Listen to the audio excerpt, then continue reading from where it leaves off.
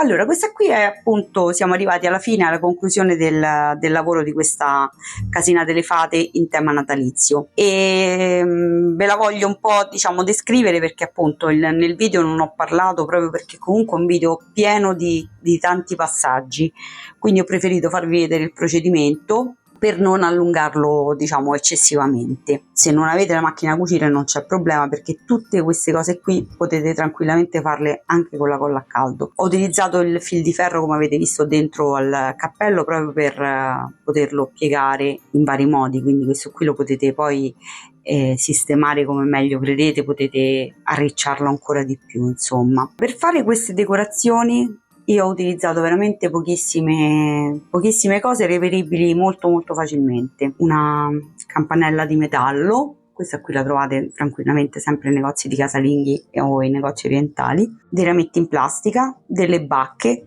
ho utilizzato delle piccole pigne, l'anice stellato, la cannella e un fiocchetto in tessuto, dei piccoli alberelli, e poi qui ho fatto una mini ghirlanda. Infatti nei prossimi giorni farò anche un piccolo tutorial, quindi molto breve, molto veloce, perché è veramente semplicissimo da fare, su come fare appunto queste mini ghirlande, che possono essere delle decorazioni bellissime per Natale, specialmente per i pacchetti, o come dei segnaposto da mettere sul portatovagliolo, insomma sono veramente carine da utilizzare così. E poi ho utilizzato qui sotto del pannolenci, non so se si vede bene, eccolo qui, del pannolenci glitterato in argento, e poi la neve in pasta. Per farla asciugare ci sono volute 3 ore, specialmente nei punti dove è più spessa, diciamo. Per usare la neve in pasta, veramente anche con i vostri bambini potete tranquillamente farli giocare appunto con questo, perché è veramente semplice da mettere. La dovete appunto poggiare con una spatolina, con un bastoncino. Io appunto ho utilizzato uno di quegli stuzzicadenti lunghi